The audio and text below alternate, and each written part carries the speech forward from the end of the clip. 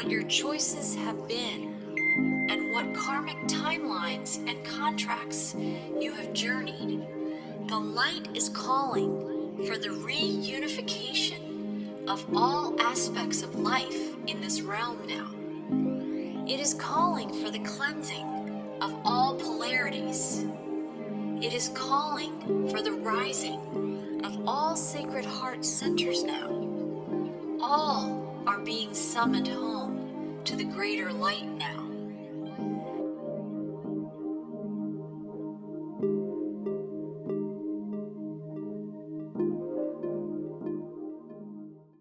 Hi, and welcome to Whole Soul Mastery's Sounds of Circles Heart Sharing in the Round. I'm here with Renee Tainter, Paul Panzica and Nancy Panzica, Diane Jackson, and Patrick Chevalier today in our Roundtable podcast for March 2021. And I'm Marie Moeller, and I'm the host of these podcasts. And I'm really grateful. I'm feeling just this beautiful energy. We're on the cusp of the spring equinox 2021 on March 20th in another week or so. And when I woke this morning, I woke with like a sunburst. I woke with this feeling of just positive energy and things moving forward. And I just want to share in this roundtable any energies that you're feeling around the spring equinox. I know Paul and Nancy, you can really speak to this in a really beautiful way. So I look forward to hearing what you want to share. And then also this energy of creativity, which I think comes in the energy of life force, which is all part of spring's birth, this rebirthing, these seeds of new light, this, starting to manifest creation. And I didn't know who would like to start us off by sharing a little bit about where they are in the flow of those energies and what that means for you. I can start. Okay, perfect. Yeah. So we're in the middle of we're at the beginning of a new season, and that'll be the spring of 2021, and it is a process. And I listened to your video this morning. I get you posted it yesterday, right? Yeah. And it's amazing that some of the things that you were saying in the video is what I'm seeing in the astrology. And what you're saying this morning about this feeling of hopefulness is something I've been feeling for the last few weeks, and it's unusual for me to feel that. So when I started really looking at the astrology, I went, oh, that's why I feel it, because there is this Jupiter energy that is in an aspect that is infusing within us a sense of hopefulness. That's a minor aspect of actually what's occurring. What's occurring is quite amazing. And again, I keep asking Nancy, I go, Nancy, is astrology always this way? Because I've only really started looking at it maybe within the last year and a half. And every time I look at it, I go, this is insane. All the alignments they're really important. And Nancy assures me, she goes, no, this is actually kind of unique in the sense that we're seeing these things really kind of manifesting or unfolding. But what really strikes me is you look at the astrology and you're looking at all of these different variables. There's usually some major themes, and there's two, I would say, two major themes going into the spring of this year. And one of them is what they call a stellium, where you see a large cluster of celestial bodies all together. And when you see that, there's 5 of them. That draws your attention towards that area. You say, okay, well, that's the major theme of what's going to happen. And I would look at it, because Nancy and I talk about this all the time. We live our life, like every day? Okay, let's check the astrology and let's see what tomorrow's going to be like. The weather? No, you can't do that. It's impossible to do that. But I think that the appropriate thing to do is look at it from a seasonal perspective, because that kind of sets the tone for the season. That's the reason why we have these celebrations. That's the reason why, if you look at our religions are tied to the seasons. And so it's a seasonal issue. And so it sets the tone for the next three plus months as to what's going to play out, so to speak, what's going to play out. And so this giant stellium is there. And in the middle of this stellium is the sun, and right next to the sun is Venus. And so it's occurring in an interesting place. It's occurring at the point where Pisces ends, so we call it the cusp of Pisces, and where Aries begins. The sun is just crossed into Aries, and the Venus is right there at the end of Pisces. So what's the significance of it? Well, first of all, there's the divine masculine in the power of the sun in Aries. And it's what we would say exalted in that sign, which means it's extremely comfortable and it's doing what it needs to do within that sign in Aries. And Venus is in Pisces, and she's also exalted in Pisces, which means she's extremely comfortable in Pisces, and she's doing what she needs to do. And we say there's a transmutation or a transformation. It's in this highest octave in those signs. So so that in itself is interesting. What does it represent? It represents the union of the divine masculine and the divine feminine. It really signifies that the masculine and feminine are coming together in this union. And so something is being, I would say, conceived during this time. Something very important is being conceived. So the other thing that's really interesting about all of this is that it's Pisces is the last sign of the zodiac, and Aries is the first sign of the zodiac. And they're right on that cusp, they're right on that interface. And so when I looked at that, I said, that's the beginning and the end, isn't it? That's the alpha and the omega, right? So now I'm going, wait, this, I think somebody really important said that. I am the alpha and I am the omega, I'm the beginning, I'm the end. So I looked that up, and of course, this was a statement that Jesus made. And John, the person who wrote that information, called that man or that person the alpha and the omega. So now it's really kind of like mysterious. What is this? The other thing is that there's different ways to look at the astrology. And if you looked at the astrology in a different way, and what I mean by that is we look at it in what they call tropical astrology, where at the point where we're talking about, which is actually the equinox, the spring equinox, the astrology is reset every single year to what they call the 0 point of Aries, which is where the sun is at. 0 point of Aries, literally at the 0 point of Aries. So it's a distortion, really, which doesn't account for what they call the precession of the equinox. So every 75 years, there's a shift in the distant signs and in the distant space behind these celestial bodies. It shifts about a degree about every 75 years. So right now, if you look behind what's going on in the distant perspective, it's not really in Pisces, and it's not really at the cusp of Pisces, or it's not really in Aries. It's all in Pisces, actually. And so if we read it any other way, we would have missed it. You wouldn't have seen that. I mean, that it's important that they're coming together. These bodies are coming together, but it wouldn't be at the cusp of Pisces. Now, why is that important? Well, because then we wouldn't be able to say it was the beginning and the end.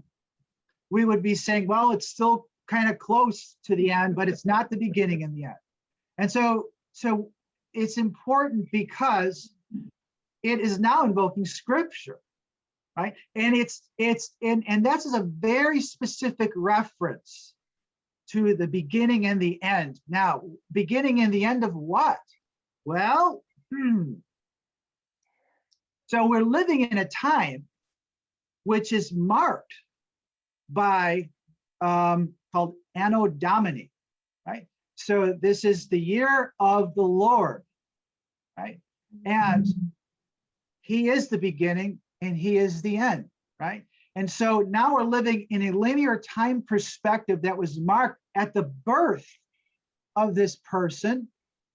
And now we're getting close to the end of this age at another incarnation or birth, which I saw in the last cycle at the end of 2020 as the second birth within millions and millions of people that were manifesting or triggering this birth. And so we're seeing very, very powerful that this again is another symbol or sign that we're moving into a new age. It might be marking the beginning of the end of the new age, I don't know, or the beginning of the old age and going into the new age. And so again, it's invoking this principle of I'm beginning, I am the end. Now, if you go to the reference point where this comes from, which is in Revelations, and so, this is revelation, this is revelatory, right? And so again, if we had read it any other way, and when the ancient Greek astronomers fixed everything to this time, think about it. We're living in the time of the year of our Lord, right? So he is in his presence marked time or fixed time. Now, I think the ancient Greeks who were initiates of the mysteries, they knew this, even maybe not consciously, but subconsciously, they fixed it to this point so we wouldn't miss it. And so now this time has come or is coming. And then if you read that, where that comes from, it's really describing the time that we're living in today, where those who have prepared themselves, those who are living in I am consciousness will be able to connect to this moment. And then this moment in I am consciousness, and Marie, you've talked about this too, is that seems to transcend time. And we'll talk about that in a minute too, because I really want to talk about that. But we're living now in a new age. Think about this, where we have to cross a threshold. And he talks about this when he talks about I am the Omega and I am the Alpha and the Omega. He says you're going to have to cross this threshold. And there's going to be a lot of people that are going to prevent you from doing this. The only people that can cross the threshold are those, he says, that wash their robes, that clean up their act, that ascend into a higher level of consciousness. And he says those on the outside are he's describing exactly those that we see that are living within this matrix, this false reality, that are living under false pretenses, deceptions, and I don't want to go all of the nasty details of what they're doing, but they're doing it. And by doing so, by practicing dark, occult, ritualistic things, you're preventing a lot of people from getting through the portal, getting through that reference or the portal it talks about. So this is the thing that blows my mind. So Nancy and I, we went, does anyone know who Michael Sala is, Dr. Michael Sala, or Corey Good, right? You guys know Corey Good? Does anyone know Corey? Yeah. Right. The dude that served in the military and for 20 years in the Space Force, and then retrograde him back. They regressed him back 15 minutes before he left as a child or as a teenager. So we watched Gaia, and we were really, really excited about this guy. So when he gave his first public address or conference, which was at Mount Shasta, we flew out there, and little did we know that there's nothing at Mount Shasta. There's just this rough campground there. So we brought our tents and we brought our sleeping bags and we roughed it, for a long weekend. But we were out there with Corey Good and all these other amazing people. In fact, Dr. Michael Sala was there and all these other, and it was just this heartfelt, amazing gathering. And I always find in these experiences, it's more about meeting people there and connecting to kindred souls, right? And so we met these amazing people when we were out there.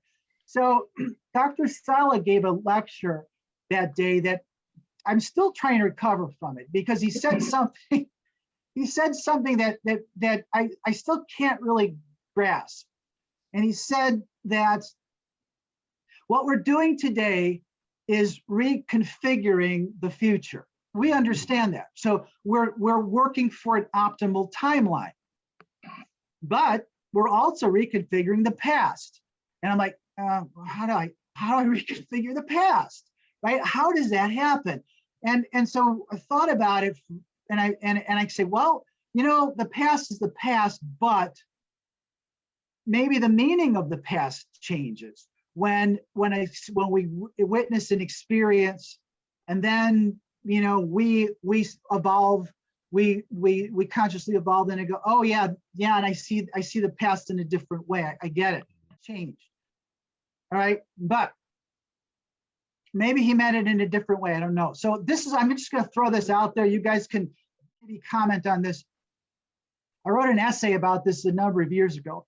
It was called the Avatar of Christ's Timeline. So what if, as they say, there's all of these infinite potentials or timelines that exist, that like Nancy and I didn't get married in a timeline, or, she left me because I was being an idiot, So there's those different timelines that potentially exist, right?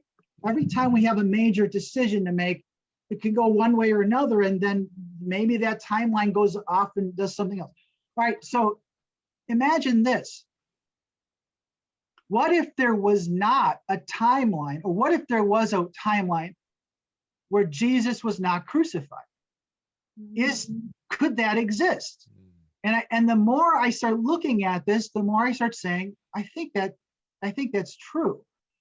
And this is this new world that we keep talking about. In that new world, he wasn't crucified. Because everyone manifests to their full potentials. So there is a timeline where he was recognized for who he was, and he was not crucified. That is the realm of Christed consciousness. I think that's the new world that we're moving toward. So I see that as he says, I am the Alpha, I am the Omega. When we realize this, when we realize that time, and this is what kind of blew me away, is when I saw that, I started thinking, could time, instead of existing in a linear fashion, could it be bending back upon itself? Is that going to happen? Because he's suggesting time is circular, right? So could we be experienced, and how are we experiencing that? I mean, I don't know. I mean, I'm just throwing it out, but it's so good. It's so good. I do think that yes. Well, Paul, that makes complete sense to me. Yeah, me too. I've been, tripping on different thoughts while you were talking, because time is only linear in this third dimension. Right. And because we are creators, what is it? Which one do we want to jump into? Which one do we want to create? Right. And so that opened up a lot of possibilities for me, like this. Yeah. Oh, yeah. So, because the truth is, a lot of us are just awakening to the, how much power we do have as creator, and co-creator, and we are co-creating.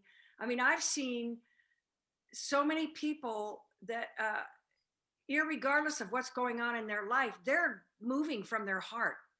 They're reaching out in spite of their struggles and stuff. They want that connection and to do things right. And so if there's a timeline, I never even thought of that, where Jesus wasn't crucified, right? Timelines where certain things didn't happen to you, and you're living in that Christed consciousness. Well, isn't that exactly where we're headed, to a place where we all live in that peace and harmony? And we're trying to figure out how to do that. Are we just jumping timelines and co-creating it? So a lot of questions as we come out of this fog that we've been living in for millennia. Yeah. So supposedly all the apostles, after he died, had visions of him in another world. I mean, this is the revelations were written, allegedly from John, which I think he did write these, but they were seeing him in a different realm, and it was like in an ascended world that they were seeing him in, and so we might actually, if we start, coming to this Christed consciousness, we may actually mark time differently. Think about it. We might be at the end of the age, and that age was, Anno Domini, the year of our Lord in the year of the Lord in Jesus Christ is how it really says. We may mark it differently. We may actually no longer be living in 2021 AD. We might be starting from 0 point again, or from a different perspective of time. We may mark it completely. Some people have suggested that that's exactly what will happen as we move into this new transformational, path, that we will actually mark time different. It's already stretching and contracting, I feel, time. Yeah. It feels very different now. Yeah. Yes. There is no time. There's no time. There's no time. Or it's circular, or right. It's all connecting. You can have experiences. You can have a dream that's prophetic, that tells you what's going to happen in the future. How can you do that? Well, in that state of consciousness, when you're dreaming, you're experiencing time in a nonlinear fashion. So the past and the future are kind of like the same in the present. It's a different perspective of time. That's what these more evolved, beings from other worlds have been telling us, that they live in a different perspective of time. Yeah, exactly. At the beginning, we were talking about the seasons, and these are cycles. And I think at some point, they wanted us to disconnect from the fact that time is circular, that it's cyclical, and that it becomes linear. We kind of lose power. We kind of lose the rhythm of the cycles of the planets, of our planet, of our bodies, and that's very unfortunate. But yeah, I think that I was told at one point, if I might add, because you raised a good question about changing the past, and by saying that the time is circular like this, it's when you heal trauma, actually. And right now, what's going on, I think that we're shedding a lot of layers of trauma, which is not only in this life, but at different incarnations that we had, different incarnations at different points of this time spiral. And this French woman called Angie Vaudin, and she talks about how in other worlds, when you have blockages or knots in your energy bodies, you will actually go back in time and heal that trauma, heal that problem, and therefore rewrite your history. And I think that that's how you create higher frequency timelines, which will help us reconfigure where we're going. So I think it's by healing trauma, which is not just in this life, but also in other lives, that we change the past. We actually do energetically change the past. And with the spiral, we do have access to our different, I'm going to say, incarnations. So we do learn from all our incarnations at the same time.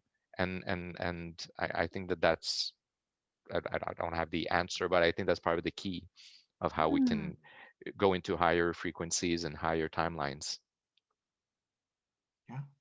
So it's so powerful, because in this realm, we know in the 3D matrix, we tend to use those pain points, those trauma points, as a reference point that then creates and shapes our identity, that we understand ourselves as this, right? With all those, painful memories and the drama of that.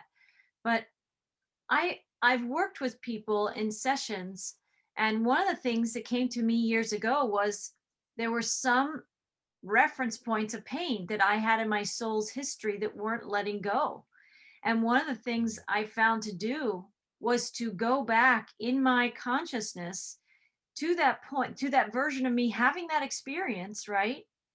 But I was, in a way, the Christ consciousness. I was the God consciousness in that moment, whispering in the other version of me's ear, letting me know that it's okay. It all works out. And even though some horrible things might have been happening to me in that moment, they were focusing, the other versions of me that I'm calling they were focusing on my voice. I got them to focus on me, which was this higher consciousness, kind of like the God consciousness or the Christ consciousness. and not so much the trauma that they were experiencing. And they put their consciousness in this portal of kind of a 0 point energy with me.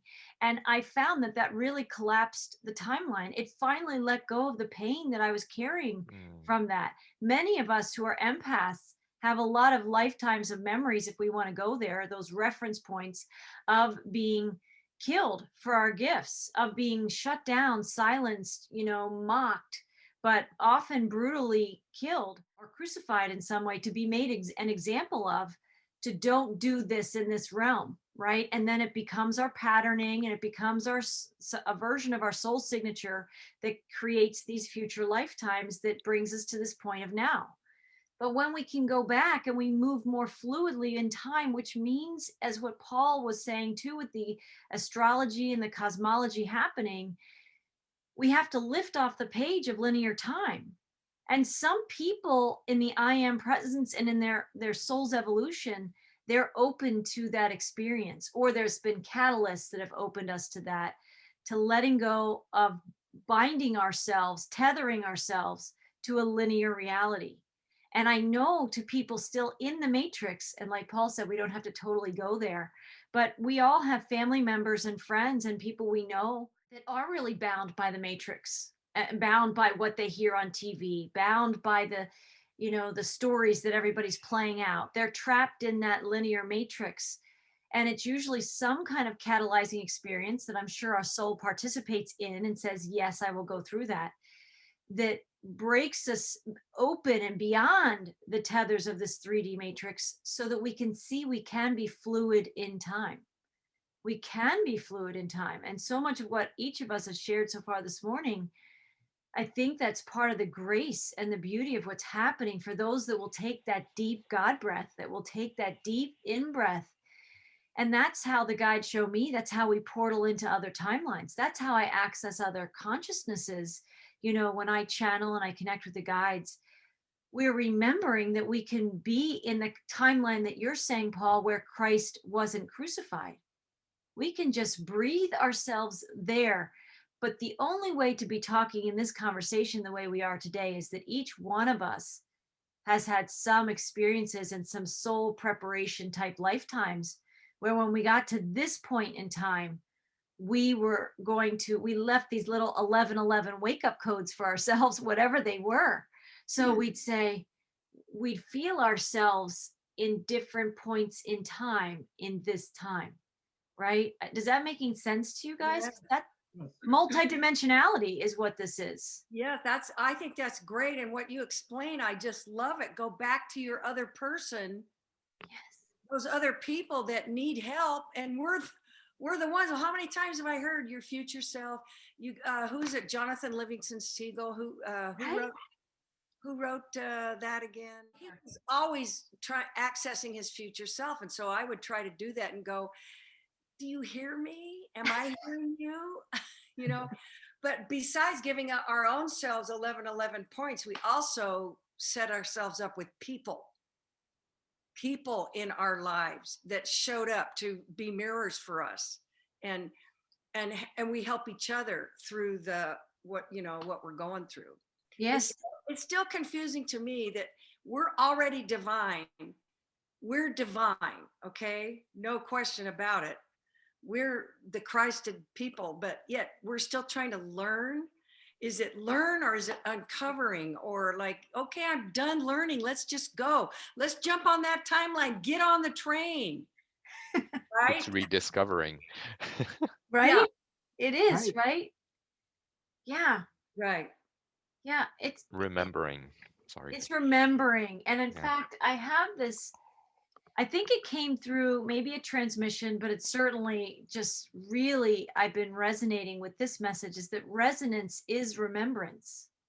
When we have those kind of goosebumps, those what I call truth bumps, or they're really resonance bumps, they're remembrance bumps. We're remembering something else from another timeline, an insight, or something that we already know. That's when we have those chills, that kind of experience of like, it's like saying, I remember. That's what our whole beingness is saying. I remember this, right? And we remember each other. These roundtables, for our listeners, they're joining this remembrance resonance experience right now with us. They're portaling into a timeline of remembering, and we're just simply voicing this possibility, this energy that we can all tap into. And the more we do this collectively, the more this is the timeline we inhabit, right? The more we choose to portal in to the timeline where Christ wasn't crucified. I mean, how phenomenal and totally different and paradigm and perspective changing that would be, where all the things, all the being burned at the stake and all the crucifixions and all the suffering, and all the duality game stuff that's played out almost on repeat over and over all these lifetimes, that didn't have to be our experience at all, right? And I just want to add something, because the synchronicity of what we're talking about today is extraordinary. I might have to bring in the word epic, because it always wants to come in here, the word epic. But a lot of us in the United States are preparing for tax season. Again, in the timeline of taxes, which I've been portaling into a time of there is no tax, a time of total liberation. So I'm kind of in shock that normally in past years, I've tracked my tax records so much more meticulously. But this last 12 months, I've known there are no taxes. I don't live in a world where we pay taxes. I don't live in a world where I work.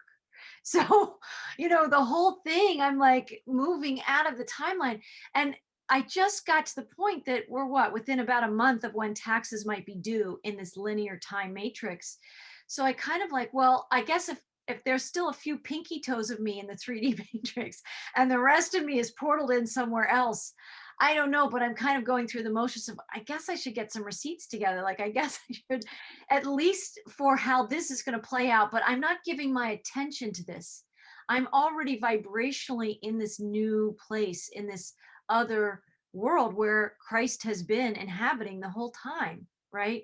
And I'm portaling into that, but the me in this world is gathering, and I just started to do that some yesterday in the last couple of days. And the reason I'm bringing that up also is because it's making me look at what I've transcended with my partner in the last year, because we went through a really tough time for about 18 months after she retired from federal service, and we portaled into a new consciousness inside ourselves, literally. But it was an 18-month rebirth process. It was a rebuilding, resetting, reorienting ourselves to this new abundance that we all hear about, right? All of us hear about following our bliss, and God's abundance is everywhere and all around us and within us and all of these things. But that can be a concept until we fully embody it. And we spent about 18 months learning how to embody this in a new way. And as I was preparing and getting some of my tax records together, I was watching how we moved differently this year, completely differently than any other year. And during a time of COVID and everything else where a lot of people are struggling, we had our COVID struggle financially, the previous, and just a different timeline of that 18 months when nobody else around us was struggling like we were. We were in a time of deep struggle.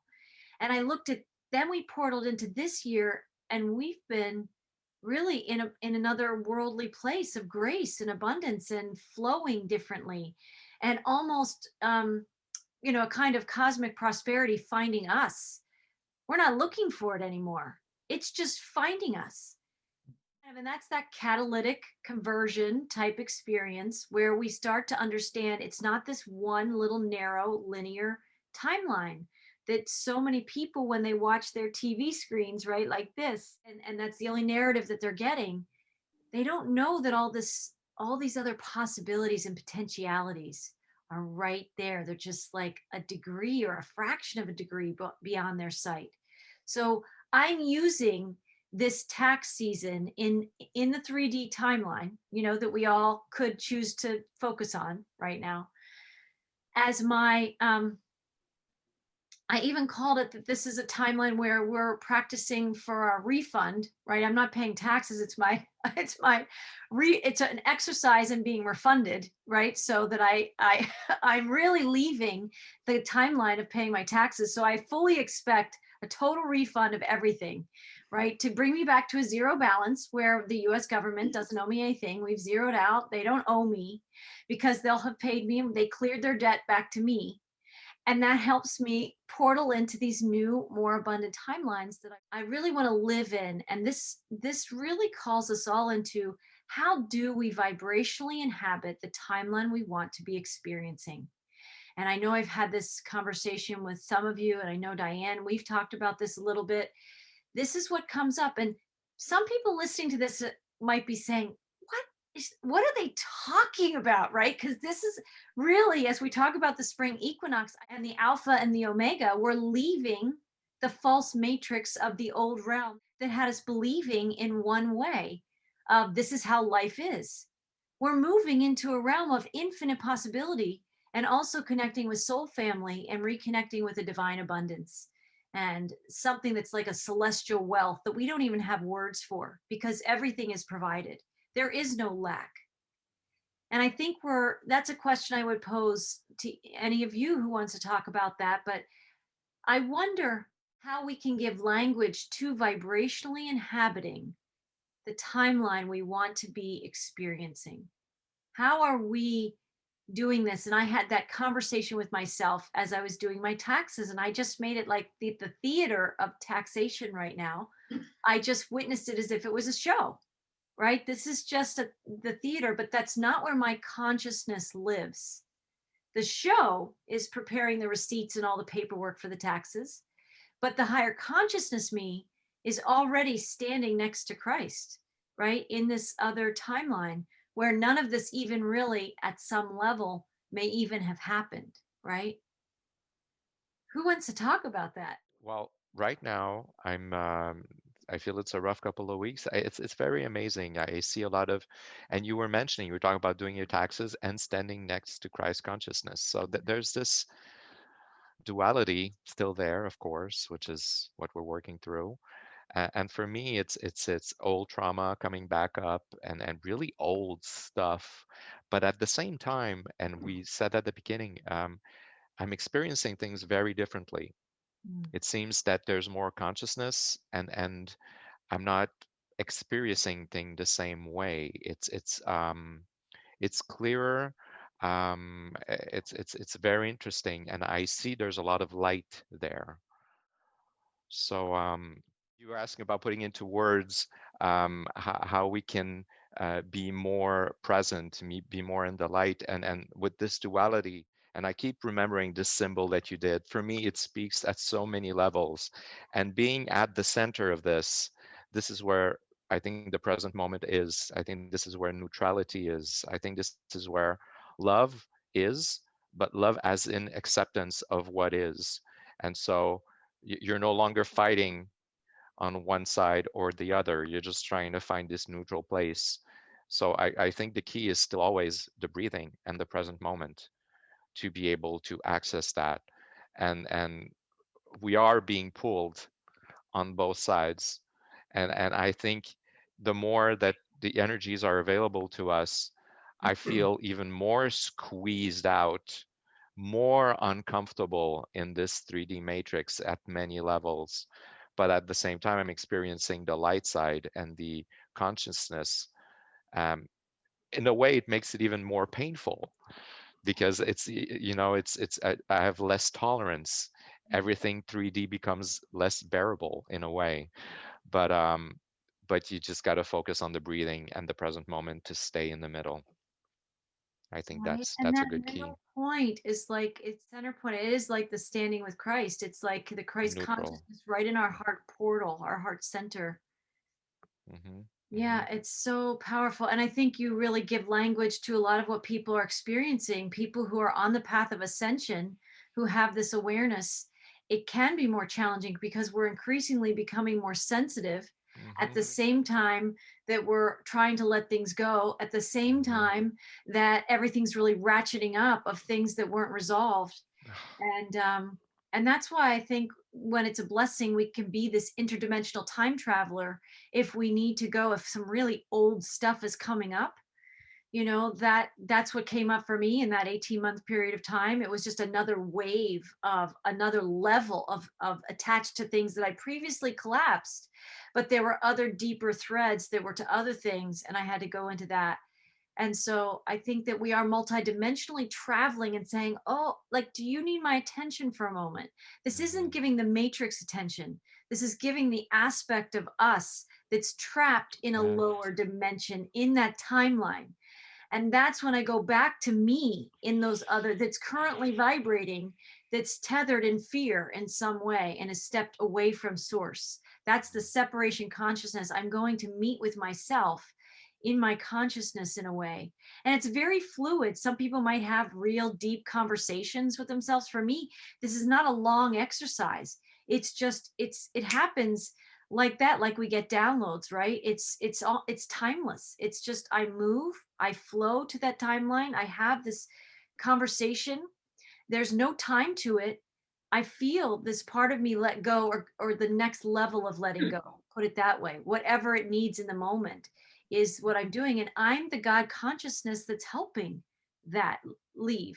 And so these are some big concepts and a lot of vibrational energy that we're talking about. And not everybody will resonate with this conversation, but there are many seeking a language for that spiritual scaffolding that helps us move out of this 3D linear prison, right? This prison consciousness, this scarcity consciousness, whatever we want to call this, and ascend and portal in to vibrationally embody this Christ consciousness inside ourselves, where we are standing with Christ, where we are the Christ, and we're standing with many others who have accessed that Christ consciousness in this whole field of oneness that we really are.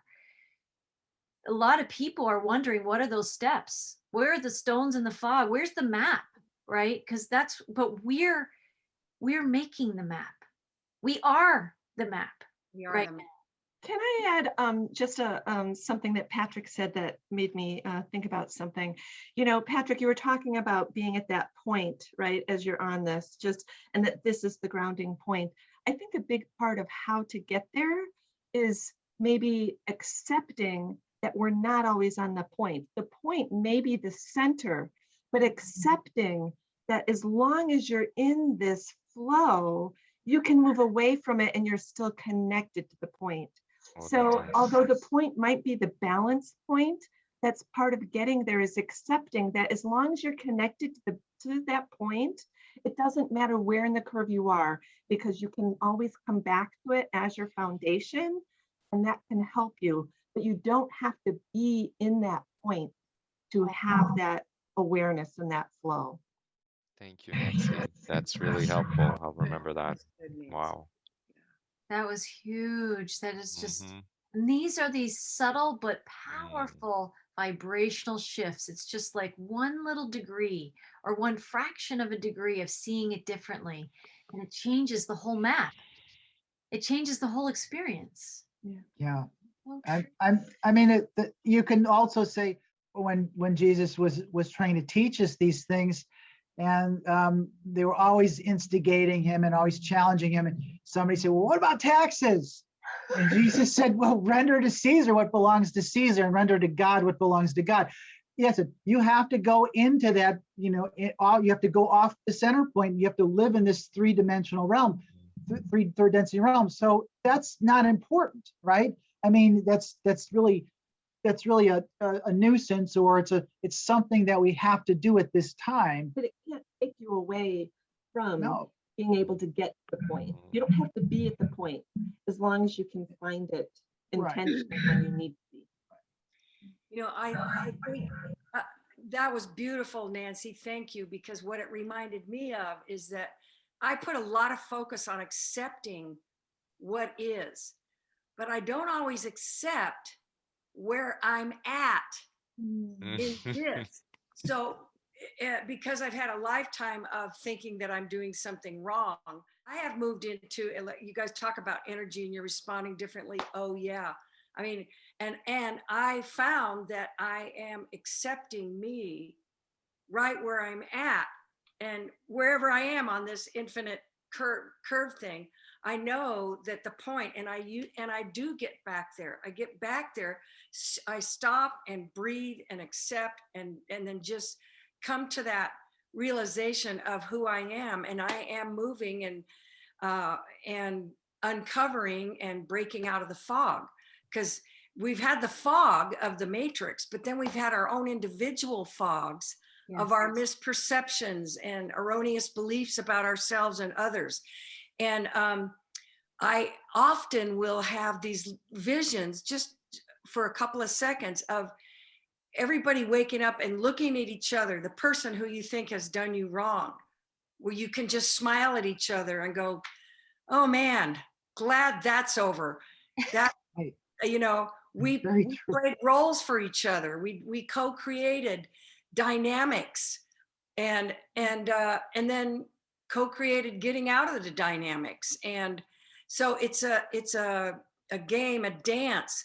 And I'm so grateful to you, Nancy, for pointing that out, that and Patrick too, because that point is that now, and that's where you're neutral. And then I will just drop into neutrality. Not that I'm denying what's going on, not that I'm trying to hide from it, but that's the point where I can breathe and accept and not have an attachment to an outcome, because I know the outcome is wholeness and full awareness and the Christed consciousness.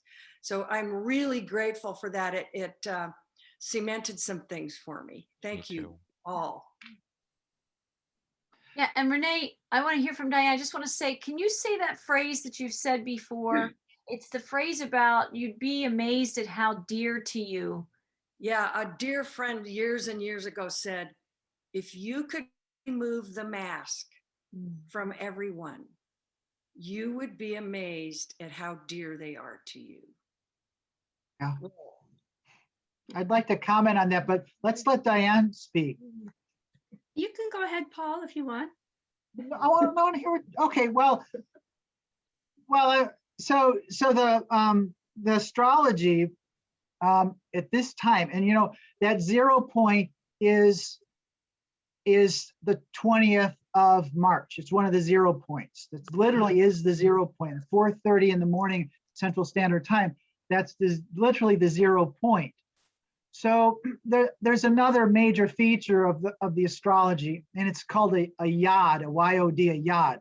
It's a triangular configuration that's made, and they call it the finger of God. And you're supposed to look really where it's pointing towards. So there's a base when the celestial bodies are 60 degrees apart from each other, and then they form triangulation to another point. And if it's symmetric at 150 degrees, then it's called a yod. And it's not common to see it. And there it is on the 21st. And so it's pointing towards a little planet, not a planetary body, it's a body, it's called Vesta. And Vesta is a divine goddess. What's interesting about it is what's at the base. And what's at the base is Saturn. And Saturn is linear time, and Saturn could be positive, it could be negative, but it's a very powerful energy. And it gives us structure, it gives us form, but even more importantly, it's connected to Ceres, which is in conjunction with Chiron. And so, all right, so they're pointing towards Vesta. And it turns out that Vesta's dad is Saturn. And so that's part of the base. Why is that important? Because her mother, which is, you can look at as a collective of these other two bodies, is a goddess, and her name was OPIS. I think it's called Opis or OPS. Sometimes it was written as OPS. And now, so she was a Titaness. She wasn't even a goddess. So she was a Titaness. And her husband was Saturn, Saturn. So and their daughter was Vesta. So this is really kind of mind-blowing that this triangle's all interrelated. They're all familial people. They're all connecting. And what's really amazing is that Vesta, she's a goddess. Interestingly, a patroness of government. Interestingly, a patroness of the executive administrations of Greek government, which is also very interesting. And she is in she is in Virgo, and she's again exalted in Virgo. She loves to be in Virgo. And so what this is representing, how I've interpreted this, is that there's a very meticulous, a very precise divine plan that is playing out, that is represented by Vesta. And that's where the finger of God is pointing you to look. So look at this, okay? Now, what I get out of this is that it's being infused by these energies. But what's interesting is Opus, OPIS, is related to Opus, OPUS. They come from the same source. And so the term that we use is opus or magnum opus, which means the great work, right? And so you have the mother who is basically the opus, and the father who is this meticulous, powerful energy focusing on Vesta. Now, what's the point of this? And the point of this is that this is pointing towards what we call the great work, or the opus. And the great work of the opus is what the alchemists would say is, as anything that we do within this realm as an alchemist or as a Gnostic person, is contributing to the great work. And what's the great work? The great work is the union of the divine masculine, the union of the divine feminine, coming together within ourselves, but also within the world, and to help the world ascend into Christ consciousness. So here we have this very powerful alignment, which is focusing our attentions on this divine plan and on this divine opus.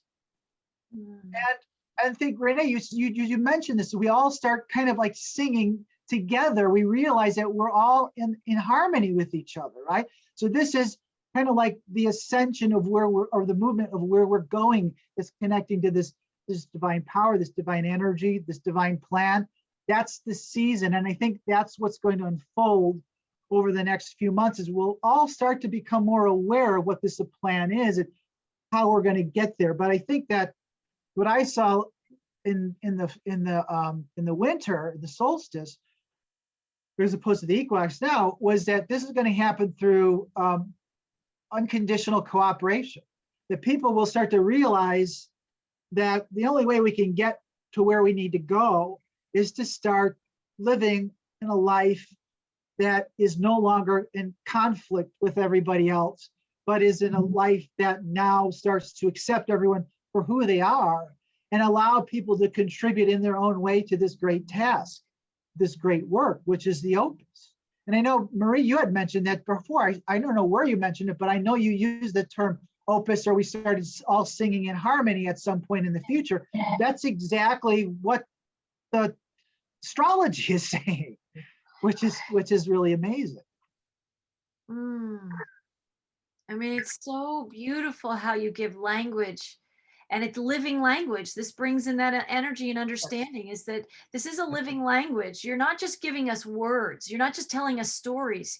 You're giving us vibrations as you speak this, to awaken, so that we can have that resonance, that remembrance of that which you speak, of the frequencies that you share. And that's the song. That's so much a part of the song, that we're sounding into our awareness again as a collective in that unconditional cooperation you talked about. I love that energy. I love that energy. Thank you. Diane, I want to hear from you if you want to share just some insights. So much energy's been shared today, but yes. Oh, I know. I was going down a different track. It's funny. My computer, I don't know what's going on, but people's faces are freezing. And then I can hear them talking, but their faces are frozen. And it's like, I've been doing this mantra, like with my team, like, okay, let's connect the energy back again. So that's been interesting to do, because they will do that for sure. But I was going off on a little bit of a different track, because I'm always so focused on the animals and nature and their contribution, which is major. And the sovereignty, the sovereignty idea is really coming up really big for everybody. And I've just been noticing where it's showing up for me in my life. And like one of the ways, and it might sound kind of silly, but it was big for me, was like on these nature walks before, when I would go out and walk. and I would be, say, standing there doing some healing on the water and the streams that didn't look good, and talking to the minnows and the trees and things. And before, if somebody else came walking on the trail, I would stop because I thought, oh, they're going to think I'm crazy or this is stupid. And I would act like I was tying my tennis shoes or something like that. And I was noticing that I don't do that now. I was noticing in these past several days that one of the streams looks really bad. It's like covered in this kind of mucky stuff, and I don't see the minnows and tadpoles that I was seeing. So I was doing some healing work with the water, and I move my hands and do things, and people were coming by, and I thought, I don't care. You know, this is what I need to be doing. This is what I'm going to do. I don't care what they think anymore. And that was really huge for me. It seemed, I'm not sure how much you That's didn't okay. hear me. That was really beautiful, and that you were basically taking your sovereignty back. And that was huge for you, and that's amazing. Well, you know what? In relation to that, I've been having problems with all kinds of electronics. You know, maybe that's because of our vibration. All part of, I have two, interestingly. So I'll just say, you know, for our listeners, we're talking about electrical issues, which everything's vibration, and vibration is changing, and that's impacting our experiences. And we have so many electronic and electrical gadgets. So of course we're seeing this show up. I was even in front of my computer when I was editing some of the videos for this weekend's blog posts, and just moving my hands in front of my computer like completely shut down some applications I was using. I would like it to be a magic wand where, you know what I mean? Like a pot of gold appears, or there's universal oneness and everybody's hugging in the streets, right? That would be nice. But no, instead my computer's been, I think it's just, there's so much energy, especially when I'm in a very creative space, it happens even more.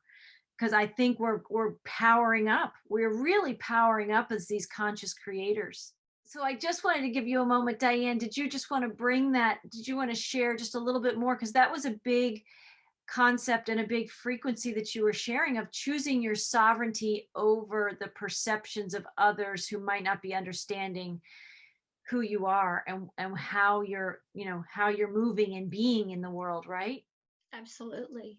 And just like Renee and everyone has been saying, it goes beyond just accepting, but it's like, okay, if you're remembering who you are and you're feeling it, what are you going to do about it? Are you going to live it, or are you just going to let it stay a concept? And I think for me, that involves stepping up. And sometimes with my clients, stepping up means stepping back and letting them step up. And really realizing that sometimes that is the choice, because I have learned through my energy work that just because I think I see a train wreck coming for someone, that may be exactly what they need for the transformation to occur that they need. And so my job is not to get in the way of the train wreck, but to support it. If that makes sense.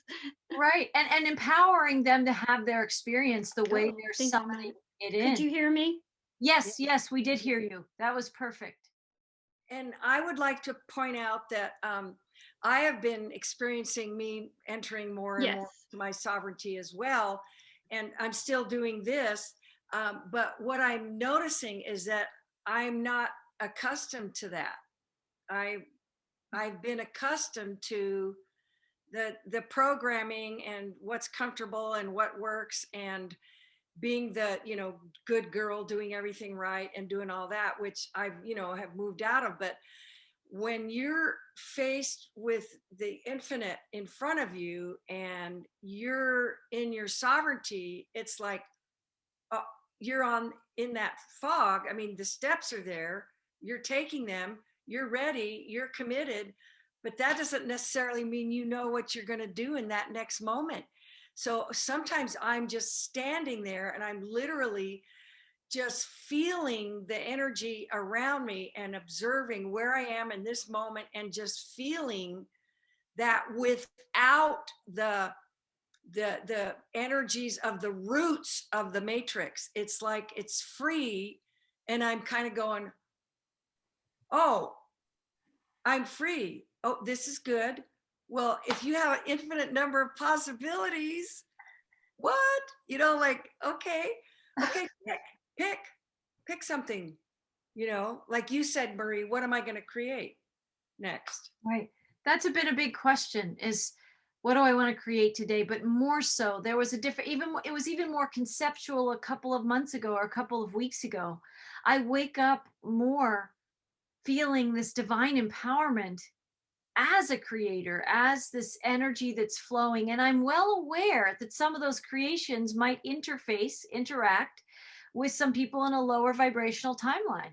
I watched myself have a conversation with a family member the other day, and the conversation that they were speaking was, watch this very 3D speak, and it went right in front of me. And the question was, did I want to engage with that? Right? Was I going to try and correct it, or, you know, intervene? You know, was it time for intervention? But I've intervened so many times, and this third dimensional speak that has always been spoken always continues on. My interventions have been so ineffective. And you realize kind of what Diane is saying. Sometimes people need that train wreck or whatever that is for them. Sometimes people must have that experience. And if I have that image, I was feeling it as it happened. It was like Horton Hears a Who. If you've ever seen that movie, that animated movie, with Jim Carrey, I think, as Horton, and there's this speck on a clover, and the clover goes right in front of this big elephant's eyes, and he sees it, right? And he hears this, you know, this, and I felt this timeline of experiencing offering me, do you want to engage with this 3D conversation? That they're not surrendering, that they're really attached to what they're talking about. And I just, like that, like what you said, Renee, I just let it, I watched it, I saw it coming into focus, and then I just let it keep going. And the conversation, it was almost like an interdimensional or multidimensional conversation, because I watched a third dimensional me be aware that I could totally talk to that. And then I stepped back, like you said, Renee, and I chose another possibility, and we just moved right through the conversation. They didn't have any different experience of that whatsoever, because they were already in their timeline that they wanted to be on. I was the one that was just allowing them to have the experience they were choosing. And I could be in my place to honor myself and this other person, to say we both received what we needed, right? We both got what we needed in that moment. And I'm not saying that there aren't moments where there's another thread coming through, and there might be a moment where you say, I want to share something that I'm experiencing as we're talking this way today, or whatever it might be. But we have infinite choice points now, right? That bifurcation is happening in just about every conversation we're having, whether that's with ourselves or someone else. There are all these choice points throughout our day as a conscious creator. How I talk to my kids, how I'm talking to my animals, how I connect with the water, like Diane is saying. These are an infinite amount of choice points, but it's all connected if we're in the loops. But the more we're choosing to be in some way, somewhere in that 0 point energy as awareness of the lower 3D loops, so that we eventually are putting ourselves on a higher timeline. There's a vast amount of growth and soul expansion happening as we go from these linear, trapped, imprisoned, third dimensional beings, and we're ascending while we're alive, right? We're not crossing over, some of us, to the other side. We're living the experience of the ascension that's happening in our own vessels. And we're a conscious witness to our third dimensional selves and our other dimensional selves, and choosing these timelines that we want to be experiencing. Yeah. And I think it's important to remember that it's not just our consciousness that's evolving, the body is evolving. The body is evolving so that it can hold the frequency of the Christ consciousness. So that's why we are releasing things that aren't in harmony with that, or roots that we've had, that we've carried, you know, in our DNA or whatever. And so it's an incredible, you know, miraculous transformation for a planet and its inhabitants. And so, you know, it's easy for me to have compassion. I mean, mostly for others. I'm working on myself, but so I think it's just, you know, it, and the energies of the astrology and the galactic energies and where we are in the galaxies, and there's like, you can't get away from it. Everyone is affected, and the light is summoning everyone back to itself, back to the fullness of who we are. And this is what it looks like, and this is what it feels like. So sometimes when I want to, you know, freak out, it doesn't last long, because I realize this is what it looks like right now. And I'm standing in that point, in that center. Okay, this is what it looks like right now, Renee. This is what it feels like right now. Don't fight it, feel it, let those energies pass through you, and move on. And it doesn't take long before they do move on. They do. I think we are collapsing some timelines that just aren't vibrationally relevant now to what we're becoming. Right. Yeah. Yeah. And we do have support, for heaven's sake. The love and light of source, and then it shows up with people like this. Yeah. And so you're not alone, even though it is a solo journey. Right. You are not alone. And so it's just, gratitude is what I feel the most of. Yes. And especially for, you know, you guys, and for people that, you know, add to my clarity and my education, if you want to call it that, or unfolding. So thank you, guys. I want to say, like, all that we're doing here, what we've channeled through today is these conduits of this multidimensional presence and awareness and these frequencies, is that when we give ourselves permission, Diane giving herself permission to not stop and look like she was tying her shoe when she was really like healing the water and connecting with the elemental kingdom and helping to elevate the vibrations of the planet, and also that one space, right? That local area. When we give ourselves permission to be these conduits, we do empower other people to give themselves permission to, when they're ready to choose that. So in our willingness to be it, we don't have to be pushing against so much. That's also that energy of feeling like, if we're in conversations, that we need to confront other people or intervene or whatever. I think also we're moving into a greater space of allowing. Actually, we're remembering that they have the same divinity codes in them that we have inside us. And we're starting to surrender and allow the light to move in them to orchestrate and facilitate their awakening process in their own ways. Of course, there are moments that will step up and say things and share things if that feels relevant. But I think there was this warrior type energy of the avatar, of the hero in the hero's journey, who felt almost obligated, like, I need to, I don't know if it's save this person, but it could be, I need to save this person. I need to rescue this person. I need to help course correct their path because they're headed in a bad direction. Source is inside them, just like it was in us. And we probably had many moments where Source was allowing us, our experiences, to then learn how to course correct, to be in this conversation today with other people who we've each had our own paths to this discovery and this remembrance. And yet here we are in resonance from all the different points of creation from which we originated from and traveled through. Here we are in this synergy and this synchronicity and this co-creation today, all tapped into a similar consciousness of that Christ consciousness and that unified field of oneness that we know we really are. And the collective is going through this. We are the micro of the macro here. And this is what's going to be rippling out. But I just wanted to draw attention again, giving ourselves permission to be what we are. And in so doing, that vibration alone gives people the vibrational opportunity to be what they are and give themselves permission to choose their next creation, right? In their words, in their deeds, in their feelings, in their experiences that they're choosing. We are beginning to empower conscious creators, even if the creation in front of us that some other people in our lives are doing isn't what we would want them choosing for themselves. We are actually trusting that they're choosing perfectly. In some way, they're choosing perfectly, right? And our job is to be ourselves and trust that and step into our sovereignty, like you said so beautifully, Diane. Yeah. So this was a really rich conversation that, again, we're moving from that concept into embodiment more, right? We are moving energy more from conceptually understanding it and remembering it to embodying it and emitting it. And it is a journey. It's a big time, but it sounds like we have some astrology to help us and to support us.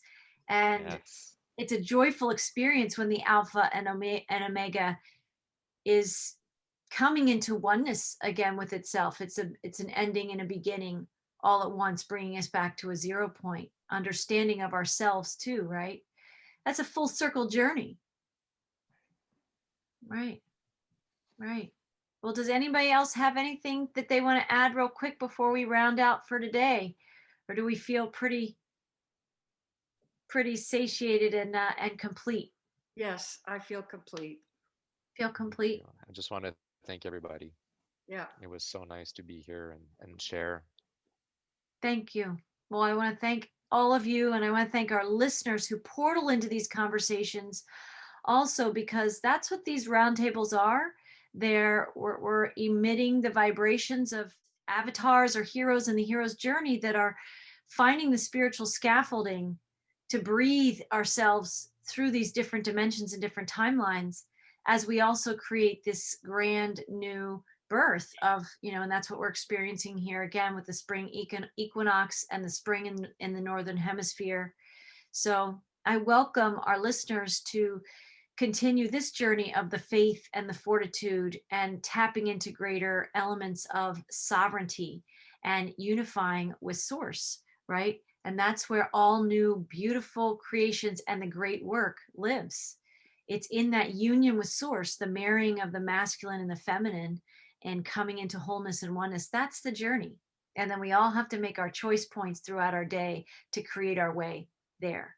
So people can find this podcast and others on YouTube at Whole Soul Mastery.